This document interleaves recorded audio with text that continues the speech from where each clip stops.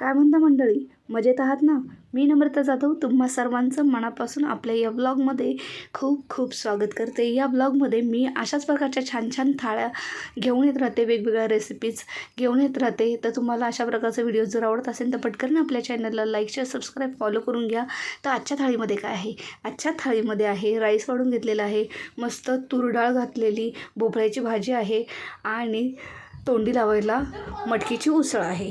सलादमध्ये आहे गाजर आणि टोमॅटो आणि उन्हाळा म्हटलं ती दही तर पाहिजेच, तर दही आहे. तर ही आहे आजची थाळी. आवडली असेल तर पटकन लाईक शेअर सबस्क्राईब फॉलो, त्यामुळे तुम्हाला माझ्या प्रत्येक व्हिडिओची नोटिफिकेशन सर्वात आधी मिळत राहील.